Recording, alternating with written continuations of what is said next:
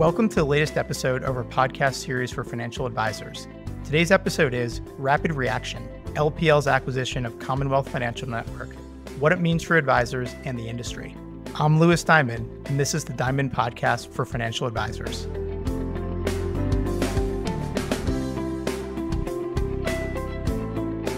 At Diamond Consultants, our mission is to help advisors live their best business life. We want every elite advisor to find exactly the right place for their business and their clients to thrive, whether it's at a wirehouse, a regional, boutique, or independent firm. As the industry's leading recruiters and consultants, we've transitioned more than $250 billion in assets under management in the past decade, and each year, 25% of transitioning advisors who manage $1 billion or more are our clients. If you'd like to talk, please feel free to give us a call at 908-879-1002. Are you a financial advisor who's curious about whether you're in the best place to serve clients, or if there might be a better way to optimize your business for the future? Should I Stay or Should I Go is a new book that serves as a self-guided journey, walking you through the key steps that Diamond Consultants takes with our advisor clients, whether considering change or not. Visit diamond-consultants.com/thebook to learn more.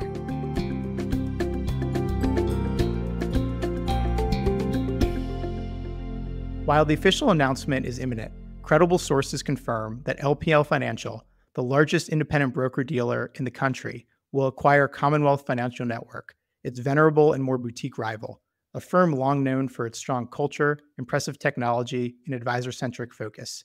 This is big news. Commonwealth has built an impeccable reputation as one of the most advisor-friendly independent broker-dealers in the industry.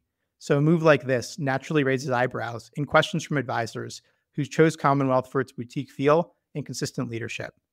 But my message today is do not panic. If you are a Commonwealth advisor, LPL is one of the most impressive firms in the industry and really does things the right way and invests for the future. If you're an LPL advisor, your firm just got larger, but it was already the largest, so why does it really matter? But with some of the best independent advisors in the industry, now LPL is even better as a result. While any sale is a massive disruption for all involved, independent advisors always have options, and that's what we'll talk about today. First, I wanted to talk about the strategic rationale for LPL. From LPL's perspective, this acquisition makes a whole world of sense. LPL has been executing a strategy to become the dominant player in the independent space, and acquiring Commonwealth adds significant advisor headcount, AUM, and market share. In addition, Commonwealth cleared through Fidelity National Financial Services, while LPL is self-clearing, meaning LPL has ample opportunity to monetize Commonwealth's AUM and assets under advisement in a much more efficient and profitable manner. On the technology and platform front, LPL invests considerably in its infrastructure and advisor support, and that just continues to grow.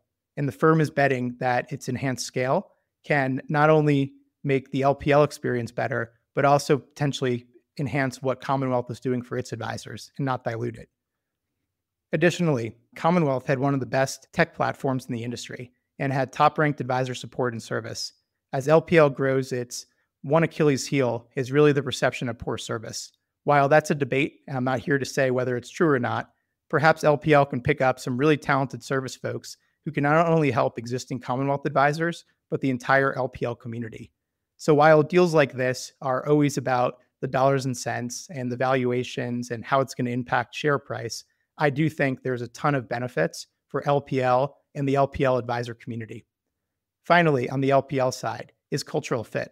While the firms vary quite considerably as far as size and structure, both really pride themselves on supporting entrepreneurial advisors. So there is a cultural overlap that could smooth this transition.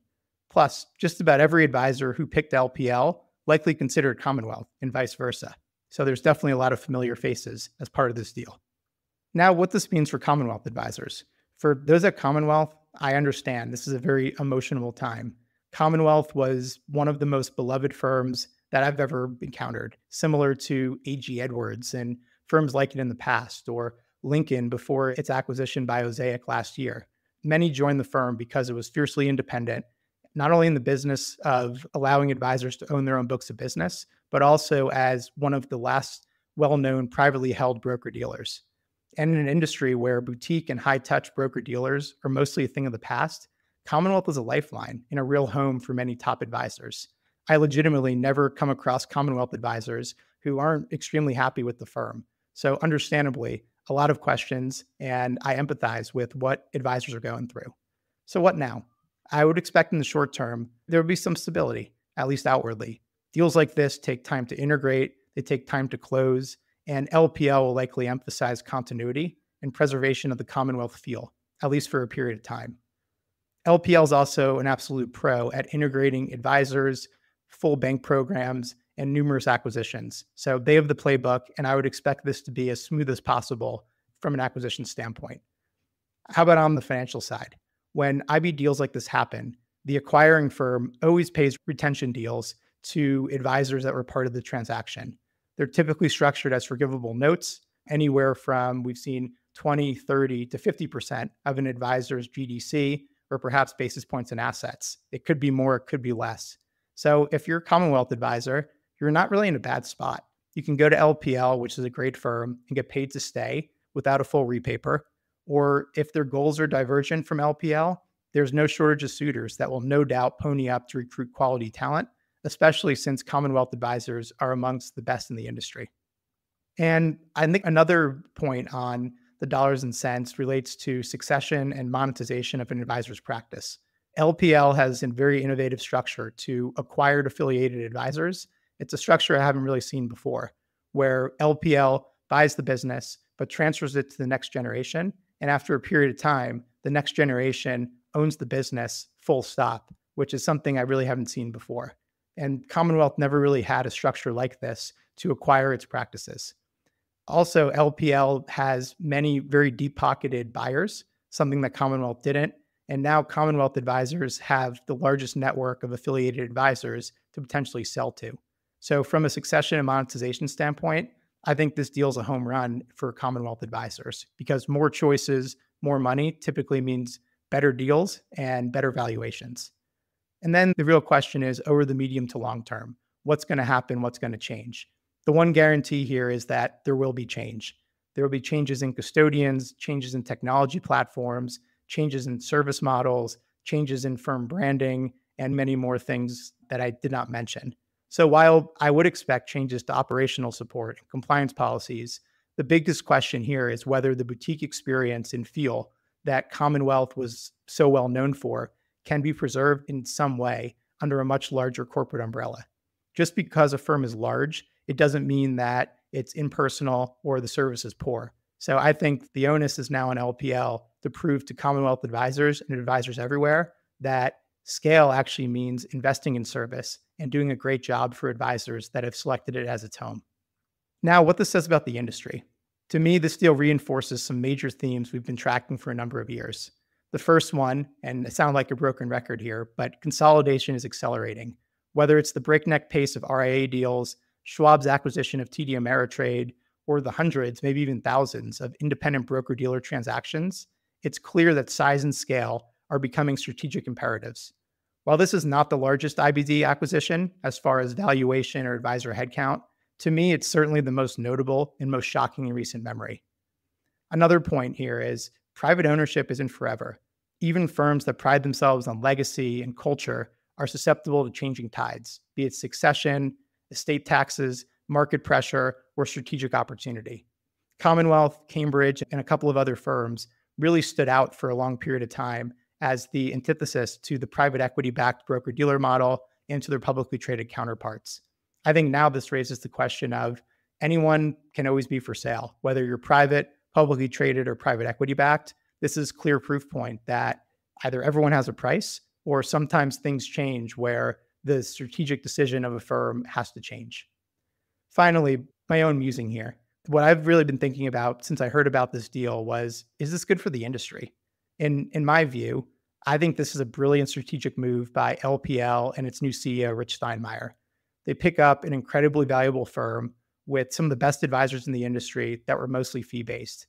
They also take out probably the one firm in the industry that really gave LPL trouble in competitive recruiting. That said, Commonwealth represented a unique type of firm, and removing yet another quality option from the industry hurts advisor choice, and we're never a fan of that. So I think the jury's out on how things will shape up or shake out from this deal, but my initial reaction is brilliant for LPL. We'll see what it means for Commonwealth and its advisors, but I think overall for the industry, I'm definitely more negative than positive, although I respect the move. The last point I wanted to make is, how should advisors think about this?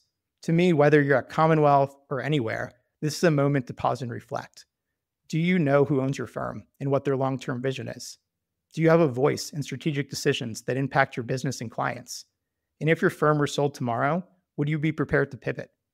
This is why optionality really matters. Why we always say, even if you're not planning a move, understanding your options gives you power, puts you in the driver's seat.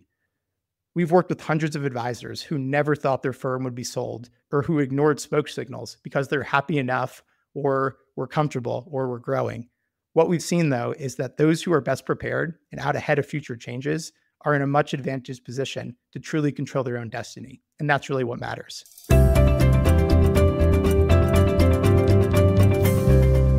So we'll be watching the story closely as more details emerge.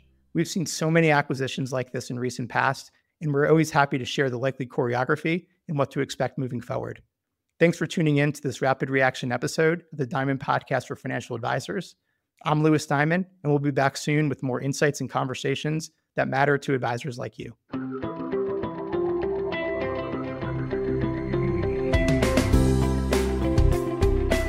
As a financial advisor, you hold yourself to the highest standards of integrity, honesty, and credibility.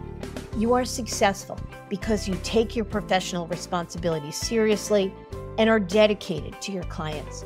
But are you living your best business life? Are your goals aligned with your firm's, or could a better option exist? Should I Stay or Should I Go is a book written with you in mind. It's a self-guided journey that walks you through the key steps that we take with our advisor clients. This strategic thought process and roadmap to professional self-discovery is designed to help you ask the right questions and think critically and objectively, whether you're considering change or not. Learn how to get your copy at diamond-consultants.com/thebook.